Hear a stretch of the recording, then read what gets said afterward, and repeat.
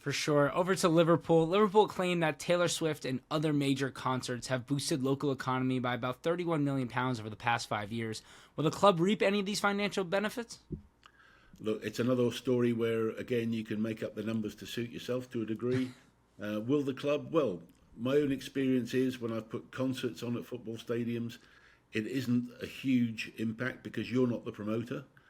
You get the stadium hiring fee, which is normally reasonably small. You may be talking the hundreds of thousands, and also you may get a share of the food and the franchise situation. So it will certainly help. It's better than a stadium being empty for another day, and by all means, it will help. But it's not going to be a significant revenue stream. But it's almost like another service that the club offers the community in being able to host these things. It was unfortunate when I was at Goodison that we couldn't host those events.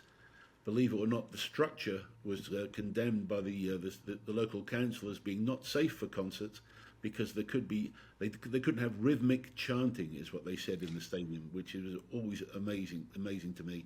It was okay to jump up and down when a goal was scored, but if it was a long song swaying backwards and forwards, that was our problem at Goodison. So anyway, I think, yes, it's certainly Taylor Swift, as she has done throughout the world, has contributed to local economies.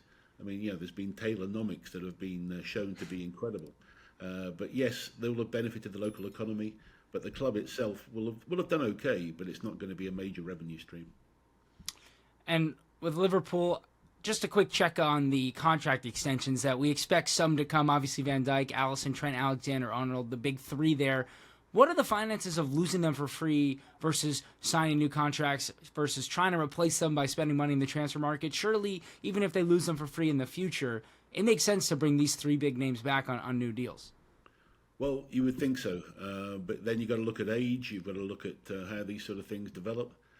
What we've discussed on this before is the situation that Liverpool are looking at is probably, if we keep them this year and we perform well, how far can we go in the major competitions and how much money can we make?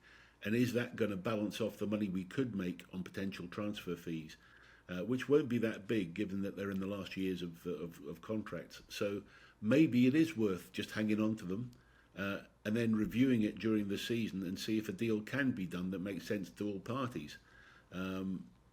Look, we know that those players will be sought after and they can go elsewhere. So Liverpool will have to make them decent offers. But for this season, certainly, they obviously believe that keeping the squad together can let them push on and earn extra money in different competitions. So that's the equation that they've got right now. What will happen towards, I think it'll probably be ongoing discussions. And I think if there's going to be anything, it'll be done before January.